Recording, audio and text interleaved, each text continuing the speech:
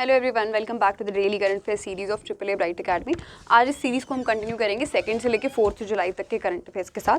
But पहले जो मैंने लास्ट क्लास में क्वेश्चन पूछे थे, एक बार उसको डिस्कस कर लेते हैं। पहला क्वेश्चन मैंने पूछा था कि महाराष्ट्र के गवर्नर कौन है, तो वो है भगत सिंह कोश्यारी। ठीक है, महाराष्ट्र में अभी रिसेंटली अपॉइंट हुए हैं नए सीएम, वो हैं एकनाथ शिंदे। वो उद्धव ठाकरे की रिजाइनमेंट के बाद आए हैं। ठीक है, मतलब उन्होंने रिज़ाइन किया वहाँ से, उनकी रेजिग्नेशन के बाद एकनाथ शिंदे ने ज्वाइन किया है। और साथ में इसमें डेप्यूटी सीएम भी बनाया गया है देवेंद्र फडणवीस को, जो फॉर्मर सीएम रह चुके हैं महाराष्ट्र के। ओके, अब नेक्स्ट क्वेश्चन मैंने पूछा था कि एक्सिस बैंक के एमडी सीईओ कौन हैं, तो वो हैं अमिताभ चौधरी। थर्ड क्वेश्चन था कि एडमिनिस्ट्रेटर ऑफ नासा कौन है, तो वो हैं बिल नेल्सन। ओके, अब आज के क्वेश्चंस देखते हैं। पहले इंपॉर्टेंस देखेंगे। 1 जुलाई को नेशनल चार्टर्ड अकाउंटेंट डे होता है। ठीक है, इस डे को हम लोग institute of chartered accountants of India का फाउंडेशन डे भी कहते हैं, इसके नाम से भी मनाते हैं। ठीक है, ये सारा चार्टर्ड अकाउंटेंट्स के बेस पे है सब कुछ कि क्या उनकी इंपॉर्टेंस रहती है हमारे पूरे इकोनॉमिकल सिस्टम में। और ये जो है 74th फाउंडेशन डे था आपका आईसीआई के फाउंडेशन का। ठीक है, 74th डे था ये। प्रेसिडेंट कौन है आईसीआई के? डॉक्टर देबशीष मित्रा, और हेडक्वार्टर्स के न्यू दिल्ली में। ओके, ये आपको याद रखना है। 1 जुलाई को जीएसटी डे भी होता है। अब जीएसटी वैसे तो इफेक्ट में कब आया था आपका? 1 जुलाई 2017 को ये आ गया था इफेक्ट में। बट जीएसटी डे कब से मनाना हमने शुरू किया है? 1 जुलाई 2018 से। ठीक है, तो 2018 के हिसाब से ये वाला जो है 5th जीएसटी डे हमने सेलिब्रेट किया है इस साल का। अच्छा, 1 जुलाई को ना एसबीआई का फाउंडेशन डे भी होता है। एसबीआई का फाउंडेशन डे भी होता है। इस साल इसका 67th फाउंडेशन डे था। 1955 में फाउंड हो गया था ये। 1 जुलाई 1955 को एसबीआई फाउंड हुआ था, और इस बार इसका 67th फाउंडेशन डे हमने सेलिब्रेट किया है। एसबीआई की थोड़ी सी हिस्ट्री देख लेते हैं एक बार। एसबीआई जो है ना, वो पहले मतलब बहुत सारे बैंक्स थे अलग अलग जो मर्ज होके बाद में एसबीआई बन गया था। तो अगर हम शुरू से इसकी हिस्ट्री की बात करें, 1806 में एक बैंक ऑफ कैलकटा था। ठीक है, वो बैंक जो है 1809 में रीनेम होके बैंक ऑफ बंगाल बन गया था। 28 जनवरी 1921 में ये बन गया था इंपीरियल बैंक ऑफ इंडिया। अब इंपीरियल बैंक ऑफ इंडिया जो है, मतलब अगर हम अभी के हिसाब से देखें, मॉडर्न अगर हम इसकी वो हिस्ट्री देख रहे हैं, तो एसबीआई को अगर फॉर्मरली हम किस नाम से जानते हैं? इंपीरियल बैंक ऑफ इंडिया के नाम से। अब इंपीरियल बैंक ऑफ इंडिया भी ना मर्जर से बना था। 3 बैंक थे उस टाइम के मेन जो थे, उसके मर्जर से बना था। तो बैंक ऑफ मद्रास था, बैंक ऑफ बंगाल था, यही जो आपका बैंक ऑफ कैलकटा रीनेम करके बैंक ऑफ बंगाल हो गया था, ये बैंक ऑफ मद्रास और bank of Bombay, in 3 banks के मर्जर से इंपीरियल बैंक ऑफ इंडिया बना था 1921 में। उसके बाद आपका 1955 में, जुलाई 1955 फर्स्ट को एसबीआई फॉर्म हो गया था, जिसके बाद आरबीआई का 60% स्टेक था एसबीआई में। ठीक है, पहले ये ब्रिटिश गवर्नमेंट ही चला रही थी, बट जब 1955 में एसबीआई के तौर पे इंपीरियल बैंक को रीनेम कर दिया गया था ना, तो 60% स्टेक था उसमें आरबीआई का। ठीक है, और 1861 में ना एक पेपर करेंसी इशू भी हुआ था, जिसमें मतलब पेपर करेंसी की जो अथॉरिटी होती है ना, वो भी एसबीआई को दे दी गई थी। बट जब 2008 में गवर्नमेंट ऑफ इंडिया ने आरबीआई का जो स्टेक था 60% का वो ले लिया था, तो ये पावर भी ले ली थी कि जो पेपर करेंसी का इशू, मतलब पेपर करेंसी का इशू तो होता है, स्टेक ले लिया था आरबीआई से, आरबीआई वाला स्टेक ले लिया था गवर्नमेंट ऑफ इंडिया ने 2008 में।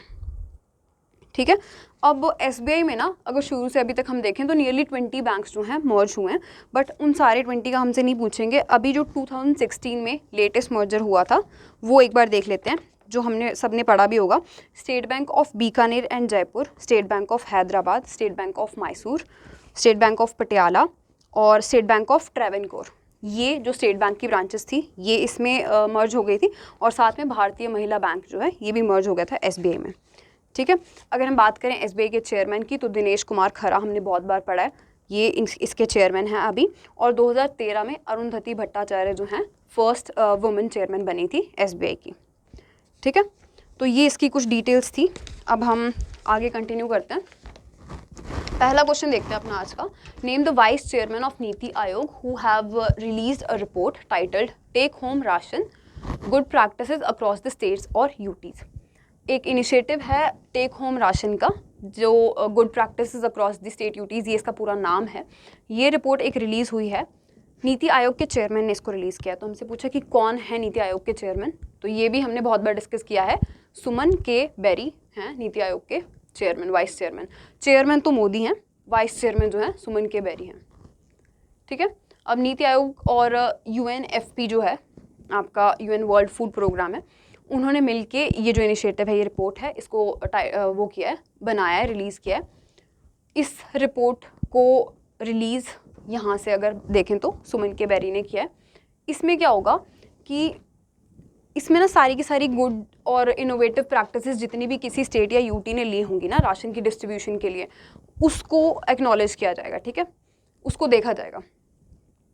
अब ये जो एक इनका इनिशिएटिव था ना टेक होम राशन वाला, इसमें क्या होता है कि जो लैक्टेटिंग या प्रेग्नेंट विमेन होती हैं, जिनको मतलब प्रेग्नेंट होती हैं या फिर उनको अपना बेबी वगैरह खुद फीड करना होता है, उनके लिए मतलब एक तरह से राशन की होम डिलीवरी होती है, ठीक है, उनके लिए भी। और जो बच्चे 6 मंथ से लेके 3 इयर्स तक के हैं, उनके लिए भी जो राशन है, ताकि जो न्यूट्रिशनल वैल्यूज़ हो ना वो उनमें कम ना हो, उनकी बॉडी में, वो न्यूट्रिशनल वैल्यूज़ को बढ़ाने के लिए या एक लेवल पे, अच्छे लेवल पे रखने के लिए इस एक स्टेप को उठाया गया था।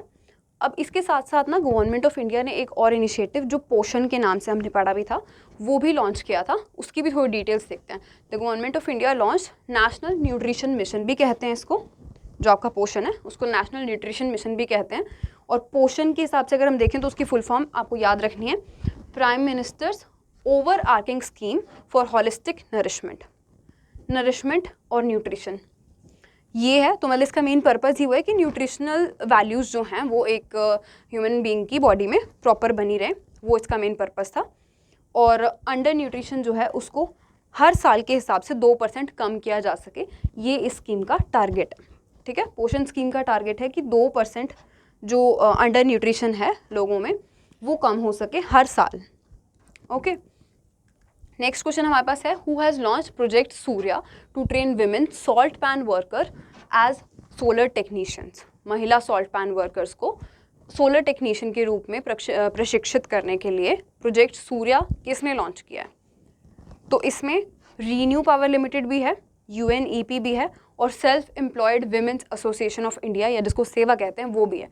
तो इसमें आपका answer all of the above बन जाएगा। इन तीनों ने मिलके ही इस एक प्रोजेक्ट को लॉन्च किया है, जिसमें जो विमेन होंगी, जितनी भी विमेन वर्कर्स होंगी जो सॉल्ट वाली फील्ड्स में काम करती हैं, उनको टेक्निकल असिस्टेंस वगैरह के लिए भी ट्रेन किया जाएगा, ठीक है। रीन्यू पावर लिमिटेड जो है उसने UNEP के साथ, UN एनवायरनमेंट प्रोग्राम, उनके साथ मिलके, और सेवा जो कि self employed women's association of India है, इसके साथ मिलके एक one of its kind initiative start किया है जिसका नाम है प्रोजेक्ट सूर्या, ठीक है।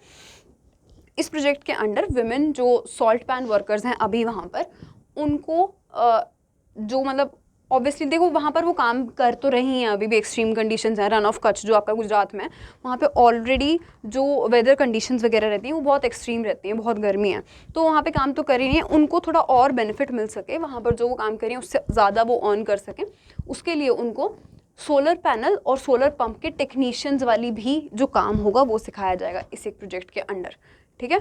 ये जो प्रोजेक्ट है कहाँ लॉन्च होने वाला है? धोकावाड़ा विलेज, ठीक है, गुजरात की एक विलेज है ये, यहाँ पर इनको ट्रेन किया जाएगा। अब रीन्यू पावर लिमिटेड जो है वो इसमें फाइनेंशियल सपोर्ट प्रोवाइड करवाएगी, ठीक है। और सेवा वाला जो आपका इंस्टीट्यूशन है ये इम्प्लीमेंटेशन पार्टनर होगा इसमें, ठीक है। मतलब प्रॉपर ये जो आपकी ट्रेनिंग वगैरह हो रही है उसकी प्रॉपर इम्प्लीमेंटेशन के लिए सेवा वाला जो इंस्टीट्यूट है वो काम करेगा। और UNEP की अगर बात करें तो ये इस प्रोजेक्ट की मॉनिटरिंग और इवैल्यूएटिंग के लिए रिस्पॉन्सिबल रहेगा, ठीक है। इस प्रोजेक्ट का एम क्या है कि कम से कम हम 1000 लो इनकम वाली विमेन को ट्रेन कर सकें, ताकि उनकी जो सैलरी वगैरह है, उनकी इनकम जो है उसको थोड़ा बढ़ाया जा सके, ओके। नेक्स्ट क्वेश्चन हमारे पास है, where is the world's largest innovation campus open to promote the entrepreneurship and innovation?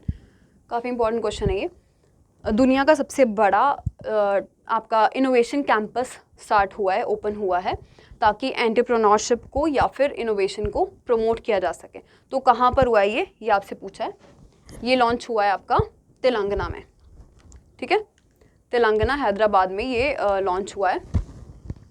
Telangana के जो सीएम हैं केसी राव, के चंद्रशेखर राव, उन्होंने इसको इनॉग्रेट किया है। ये है टी हब, ये जो टेक्नोलॉजी हब है इसका नाम है टी हब, और इसका 2.0 मतलब इसका सेकेंड फेज़ है ये, ठीक है।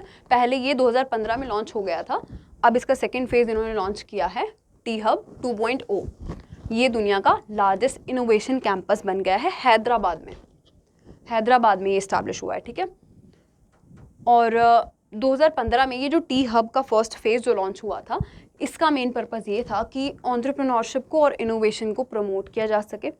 और इनकी एक स्टेप की वजह से, इनके काम की वजह से जो है 2021 तक अगर हम देखें तो जो स्टार्टअप इकोसिस्टम था ना, वो खाली तेलंगाना का ही अगर देखें हम तो उसकी जो वैल्यू हो गई थी वो 4.8 बिलियन यूएस डॉलर्स तक पहुंच गई थी। इन्होंने इतना अच्छा उनको एंटरप्रेन्योरशिप और इनोवेशन के स्किल्स वगैरह उनमें इतने अच्छे से लेके आए थे वहाँ जितने भी लोग थे, कि इनका जो स्टार्टअप इकोसिस्टम है सिर्फ तेलंगाना का, वो इस वैल्यू तक जाके पहुँचा था।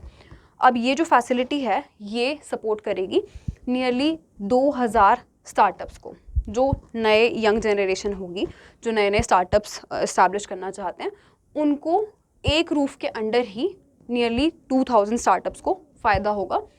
और इसका जो टोटल बिल्टअप एरिया है, क्योंकि ये वर्ल्ड्स लार्जेस्ट है तो बिल्टअप एरिया एटलीस्ट आपको एक बार पता होना चाहिए कि क्या है। 5,82,689 स्क्वायर फीट की एरिया में ये बना है ये इंस्टीट्यूट। टी शेप में इसका कैंपस है, ठीक है। टेक्नोलॉजी हब है, तेलंगाना में है और टी शेप है, ये यहीं से याद रख लेना, ठीक है। और इसमें आपका इस वजह से जब ये इसकी सारी बिल्टअप एरिया है तो ये इसी की वजह से वर्ल्ड का लार्जेस्ट इनोवेशन कैंपस भी बना है। इस टी हब के सीईओ बहुत इंपॉर्टेंट है हमारे लिए, उनका क्या नाम है, श्रीनिवास राव महानकाली, ओके। ये है सीईओ का नाम, ये आपको याद रखना है। फोर्थ क्वेश्चन हमारे पास है, पीएम मोदी पार्टिसिपेटेड इन उद्यमी भारत प्रोग्राम। उद्यमी भारत प्रोग्राम में पीएम मोदी ने पार्टिसिपेट किया है। ये प्रोग्राम कहाँ पर ऑर्गेनाइज किया गया था, ये हमसे पूछा है। तो ये जो प्रोग्राम है उद्यमी भारत, ये विज्ञान भवन न्यू दिल्ली में लॉन्च हुआ था, इसी में पार्टिसिपेट किया था मोदी जी ने। ये एक ऐसा प्रोग्राम है उद्यमी भारत जो हमारी गवर्नमेंट के अभी तक के जितने भी कमिटमेंट्स रही हैं एमएसएमई को और एम्पावर करने के लिए, उस पर थोड़ा हाईलाइट करता है, ठीक है। मतलब उन एफर्ट्स को जो गवर्नमेंट के एफर्ट्स रहे हैं, उन्होंने जो स्टेप्स उठाए हैं एमएसएमई को एम्पावर करने के लिए, उसके लिए ये जो प्रोग्राम है ये वहाँ पर लॉन्च हुआ था। और इसमें पार्टिसिपेशन के साथ साथ मोदी जी ने कुछ और इनिशिएटिव भी लॉन्च किए हैं, जिनका हम यहाँ पे देख लेते हैं क्या क्या नाम है। एक तो रैम्प स्कीम है। रैम्प स्कीम क्या है, raising and accelerating MSME performance, ये एक स्कीम भी इसमें लॉन्च हुई है। सेकंड है capacity building on off first time MSME exporter scheme, ये भी इसी के अंडर लॉन्च हुई है। और न्यू फीचर्स इंट्रोड्यूस किए हैं पीएम एम्प्लॉयमेंट जनरेशन प्रोग्राम, जो PMEGP है, उसमें कुछ न्यू फीचर्स लॉन्च किए हैं ताकि एमएसएमई सेक्टर को रैम्प अप किया जा सके, थोड़ा और उसको हाई लेवल तक पहुंचाया जा सके, ठीक है। तो इसमें मेन आपको यही याद रखना है कि उद्यमी भारत वाला जो प्रोग्राम है वो न्यू दिल्ली विज्ञान भवन में ऑर्गेनाइज किया गया था। नेक्स्ट क्वेश्चन हमारे पास है, who has been appointed as the first chairman of financial services institution bureau. अब ये एक नई ब्यूरो है, फाइनेंशियल सर्विसेज इंस्टीट्यूशन ब्यूरो, ठीक है। ये बैंक बोर्ड ब्यूरो के बाद ही जो है बनाई गई है। इसके हम फीचर्स देखेंगे अभी। इसके पहले चेयरमैन अपॉइंट कर दिए गए हैं, तो वो चेयरमैन कौन है ये हमसे पूछा है। अब अगर बैंक बोर्ड ब्यूरो का मैंने नाम लिया तो आपको आइडिया हो ही गया होगा। इसके चेयरमैन जो बैंक बोर्ड ब्यूरो के चेयरमैन रह चुके हैं भानु प्रताप शर्मा, वही इसके पहले चेयरमैन बने हैं, ठीक है। भानु प्रताप शर्मा जो हैं इस फाइनेंशियल सर्विसेज इंस्टीट्यूशन ब्यूरो के फर्स्ट चेयरमैन बने हैं। और इनके साथ साथ दो और भी मेंबर्स हैं जो इस पैनल में अभी शामिल हुए हैं। ये जो अपॉइंटमेंट है भानु प्रताप शर्मा की, ये किसने की है, जो सारी अपॉइंटमेंट्स करती है appointment committee of the cabinet. इन्होंने ACC ने ही ये जो अपॉइंटमेंट है ये की है। इस कमेटी को हेड कौन करता है, PM मोदी इसको हेड करते हैं, ठीक है। तो अब FSIB की अगर हम बात करें, ये एक सिंगल एंटिटी है जिसको कॉन्स्टिट्यूट किया गया है ताकि अलग अलग रिकमेंडेशंस लाई जा सके। बेसिकली इसका मेन मोटिव क्या है कि जो इंस्टीट्यूशंस है, फाइनेंशियल इंस्टीट्यूशंस है, उसमें प्रॉपर वो हो सके, अपॉइंटमेंट्स वगैरह हो सके, ठीक है। अपॉइंटमेंट्स किस किस की, चाहे फिर वो होल टाइम डायरेक्टर्स हों, छोटी मोटी पोस्ट की नहीं है ये, मेनली ये whole time directors, non executive directors, ये दोनों जो पोस्ट हैं वो यूजुअली आपकी पब्लिक सेक्टर बैंक्स या फिर पब्लिक सेक्टर इंश्योरर्स के पास होती है, या फिर किसी फाइनेंशियल इंस्टीट्यूशन में होती है। और जनरल मैनेजर और डायरेक्टर की पोस्ट भी जो किसी नॉन लाइफ पीएसआई में होता है। पीएसआई अगेन आपका पब्लिक सेक्टर इंश्योरर्स आ गया, ठीक है। मतलब कि ये जो हाई लेवल की अपॉइंटमेंट्स होगी ना, उसके लिए ये जो ब्यूरो है इसको इस्टेब्लिश किया गया है, और इसके फर्स्ट जो चेयरमैन बने हैं वो हैं आपके Bhanu Pratap Sharma. The formers bank board bureau के चेयरमैन भानु प्रताप शर्मा ये इसके फर्स्ट चेयरमैन हैं, और इनके साथ जो 2 और अपॉइंट किए गए हैं ये हैं अनिमेश चौहान और शैलेंद्र भंडारी, ये दोनों भी बैंकर्स ही हैं, ठीक है। तो इनको अपॉइंट कर दिया गया है। ये 3 नाम आपको याद रखने हैं, मेन भानु प्रताप शर्मा का ही नाम है। ये भी पूछा जा सकता है कि ये बैंक बोर्ड ब्यूरो को सर्व कर चुके हैं पहले एज अ चेयरमैन, ठीक है। और इनकी ये जो अपॉइंटमेंट हुई है ये 2 साल तक के लिए है, ओके। इसमें से मेन आपका यही था। अब नेक्स्ट क्वेश्चन देखते हैं, which state launched medical insurance scheme for government employees and pensioners named Medisep. Medisep नाम की एक मेडिकल इंश्योरेंस स्कीम लॉन्च की गई है गवर्नमेंट के एम्प्लॉयज़ के लिए या पेंशनर्स के लिए, जिसका नाम है मेडिसेप। तो ये कौन सी स्टेट ने लॉन्च की है ये हमसे पूछा है। ये लॉन्च किया आपकी केरला ने, ठीक है। केरला ने इसको लॉन्च किया है। Kerala government has launched the medical insurance scheme, जिसका नाम मेडिसेप है। अब मेडिसेप की फुल फॉर्म है medical insurance scheme for state employees and pensioners. Easy है, आपको याद रहनी चाहिए। Medical insurance scheme for state employees and pensioners. और इसके साथ साथ इनकी जो सैलरी रहेगी जून 2022 की सैलरी में, ये जो एम्प्लॉयज़ हैं उनके लिए सैलरी का है, और जो पेंशनर्स हैं उनकी जुलाई 2022 की पेंशन जो है उसमें भी प्रीमियम की जो डिडक्शन है वो अब होगी इस एक इंश्योरेंस स्कीम के बाद, ठीक है। मेडिसेप जो है ये एक आपको मेडिकल कवर प्रोवाइड करवाएंगे, कितने तक का, up to 3 lakh rupees per annum, ठीक है। 1 साल के हिसाब से 3 लाख तक का इंश्योरेंस का आपका जो मेडिकल इंश्योरेंस होगा उसका कवर प्रोवाइड करवाएंगे ये इस स्कीम के अंडर। और इसमें जितने भी एक्सपेंसेस रहेंगे, जो भी बेनिफिशरीज होंगे वो उठाएंगी, वो सारे जो आपके खर्चे रहेंगे वो इसके अंडर कवर हो जाएंगे, ठीक है, इस एक 3 लाख के कवर के अंडर। अच्छा, ये स्कीम जो है ये 30 लाख तक लोगों को फ़ायदा देगी। इसमें 30 लाख में सिर्फ पेंशनर्स या गवर्नमेंट एम्प्लॉयज़ ही नहीं है, उनकी फैमिलीज़ भी हैं, ठीक है। गवर्नमेंट एम्प्लॉयज़ भी इसमें इंक्लूडेड हैं, पेंशनर्स भी इंक्लूडेड हैं, उनकी फैमिलीज़, उनके teaching non teaching staff of aided schools and colleges, और पार्ट टाइम कंटेंजेंट एम्प्लॉयज़। मतलब ऑलमोस्ट सारे ही लोग उन फैमिली से रिलेटेड और गवर्नमेंट और पेंशनर से रिलेटेड इसमें कवर होंगे, ठीक है। तो उन सबको बेनिफिट मिलेगा इस स्कीम का।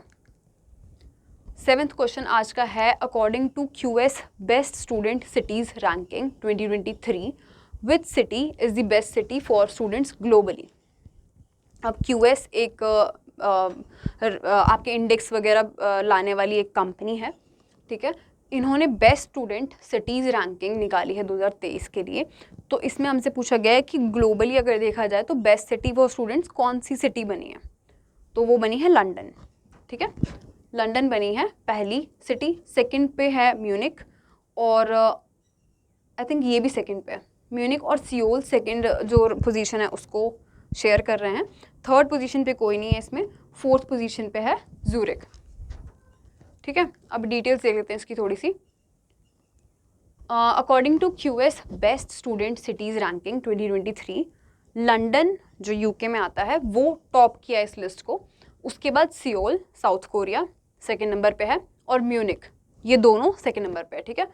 और उसके बाद म्यूनिक जर्मनी का है, सियोल साउथ कोरिया का है, ये दोनों सेकंड पे हैं। ज़्यूरिक जो स्विट्ज़रलैंड में है वो फोर्थ पे है, थर्ड में इसमें कोई नहीं है। फोर्थ पे ज़्यूरिक है और फिफ्थ पे मेलबर्न है। तो अब आपको ये नहीं करना है कि सिर्फ नंबर ऐसे नंबर कर देना इसको सेकंड और उसको थर्ड मत कर देना। थर्ड पे कोई नहीं है, सेकंड ही है ये दोनों, सियोल भी और म्यूनिक भी, ठीक है। अगर इंडिया की बात करें, इंडिया इसमें ऐसे ऑल ओवर लिस्ट में नहीं था बट टॉप 100 में, बट मुंबई इंडिया में टॉप किया, मुंबई वाली सिटी ने, ठीक है। मुंबई इंडिया के लिए टॉप सिटी बनी है, 103rd रैंक है इसकी ग्लोबली। और उसके बाद आपकी सेकंड नंबर पे इंडिया में है बेंगलुरु, जिसकी ग्लोबली 114th रैंक है। थर्ड पे चेन्नई है विद 125th रैंक, और फोर्थ पे आपकी न्यू दिल्ली 129th रैंक, ठीक है। ये यहाँ तक लर्न कर लेना, चारों के चारों ये ज़रूरी है आपके लिए। The ranking provide students with independent data. अब इसमें ये जो रैंकिंग होती है ना, student cities, best student city ranking, ये जो स्टूडेंट्स हैं जो अब नई एडमिशन जिन्होंने लेनी है, उनको एक ऐसा डाटा प्रोवाइड करवाते हैं जिसमें उनको सारी नॉलेज दिलाती है कि वो जगह कैसी है, ठीक है। जो पहले भी वहाँ से पढ़ के गए स्टूडेंट्स ना, वो भी अपने सारे रिव्यूज़ देते हैं।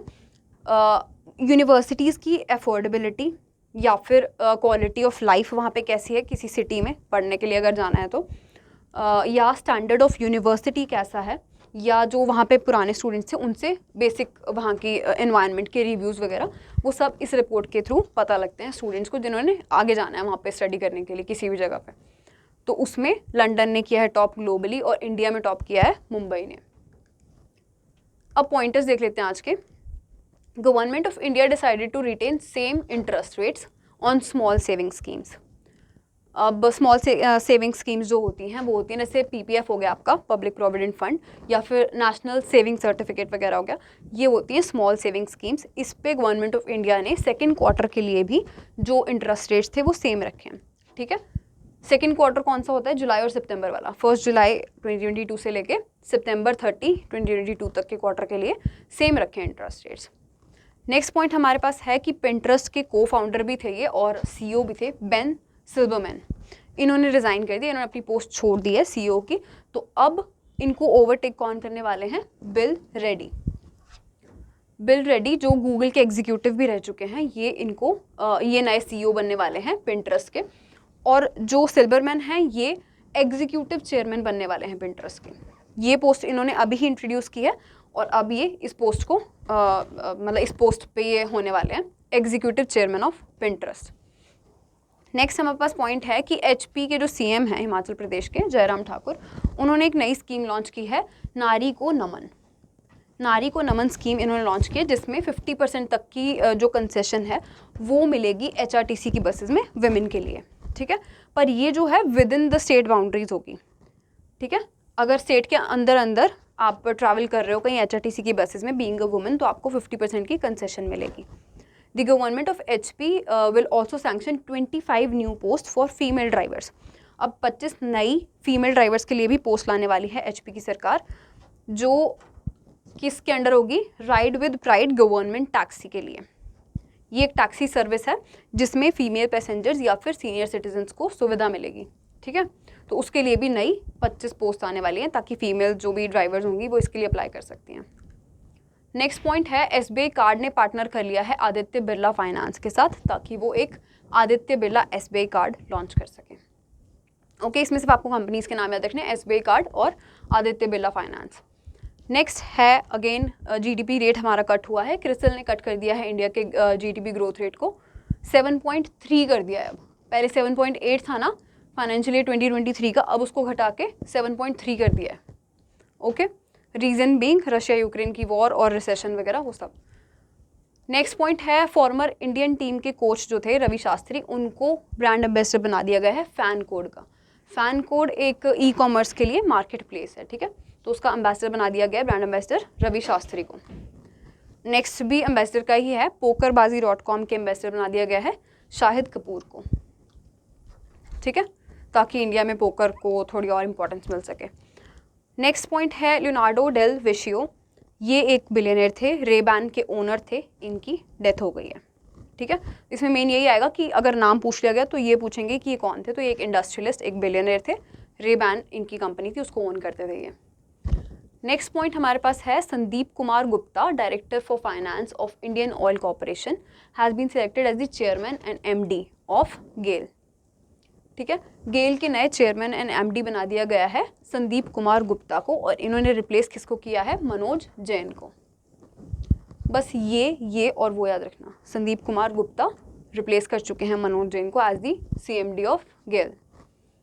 नेक्स्ट पॉइंट है 100 मेगावाट्स का रामागुंडम फ्लोटिंग सोलर पावर का पीवी वाला, ये पीवी वाला प्रोजेक्ट जो है वो इंडिया का लार्जेस्ट हो गया है। इंडिया का लार्जेस्ट सोलर जो फ्लोटिंग सोलर पावर प्लांट है वो बन गया है। ये कमीशन किसने किया है? एनटीपीसी ने, जो आपका national thermal power corporation of India है, उसने इसको कमीशन किया है। इससे पहले एनटीपीसी ने 92 मेगावाट्स का फ्लोटिंग सोलर पावर प्लांट जो है वो कायमकुलम में भी किया था, केरला में। ये हमने डिस्कस भी किया था ना अभी थोड़े दिन पहले। इसकी जो पीक वाली वो थी ना, कैपेसिटी थी, वो 101.6 समथिंग थी, बट इसकी जो मेन होती है, जो इसकी बेसिक कैपेसिटी है, वो 92 मेगावाट्स की है। और इसके अलावा एनटीपीसी ने जो है 25 मेगावाट का floating solar power plant Simhadri में भी किया था लॉन्च, सिमहाद्री आंध्र प्रदेश में, वहाँ पर भी लॉन्च किया था, ठीक है। तो अब अगर बात करें इंडिया के largest floating solar power plant की, तो वो 100 मेगावाट्स का आपका Ramagundam floating solar power project हो जाएगा, ठीक है। नेक्स्ट पॉइंट है Indian origin Singaporean T Raja Kumar, ये बन गए हैं प्रेसिडेंट ऑफ FATF। ये काफ़ी ज़्यादा इंपॉर्टेंट है ये वाला पॉइंट, ठीक है। FATF जो आपका फाइनेंशियल एक्शन टास्क फोर्स होता है, इसके नए प्रेसिडेंट बन गए हैं Indian origin T Raja Kumar, ठीक है। और इन्होंने सक्सीड किसको किया है? डॉक्टर मार्कस प्लेयर को। मार्कस प्लेयर पहले इसके प्रेसिडेंट थे, अब बन गए हैं टी राजा कुमार। FATF क्या है? एक पूरी वर्ल्ड की ना एंटी टेररिज्म फाइनेंसिंग एजेंसी है, ठीक है। मतलब कि टेरर के लिए कोई भी फाइनेंसिंग ना हो सके, उसके लिए ये काम करते हैं। तो ये काफ़ी इंपॉर्टेंट एजेंसी है। इसके प्रेसिडेंट बने हैं T Raja Kumar. Next point है, और ये भी काफ़ी इंपॉर्टेंट है, कि केतन जी ब्राउन जैक्सन, हमने इनके बारे में पहले बात भी की थी कि ये इनको अपॉइंट करा जाएगा। अब इनको स्वॉर्न इन कर लिया गया है as the first black woman of to work in the supreme court of USA, ठीक है। USA के सुप्रीम कोर्ट में पहली बार ऐसे हुआ है कि कोई ब्लैक वुमेन ने एंट्री ली है, वो है केतन जी ब्राउन जैक्सन। ये आपको याद रखना है। अब आज के क्वेश्चंस देख लेते हैं। पहला क्वेश्चन है कि UN एनवायरनमेंट प्रोग्राम जो है उसके हेडक्वार्टर्स और एग्जीक्यूटिव डायरेक्टर आपने मुझे बताना है। सेकेंड क्वेश्चन है FATF के हेडक्वार्टर कहाँ पर हैं। थर्ड है CM और गवर्नर बताना है आपने मुझे त्रिपुरा के, ठीक है। ये आज के क्वेश्चंस थे। इसमें से कोई भी आपको डाउट लग रहा है, कन्फ्यूजन है कहीं पर भी, तो आप कमेंट सेक्शन में पूछ सकते हो। मैं आपसे नेक्स्ट क्लास में मिलूंगी, तब तक के लिए बाय।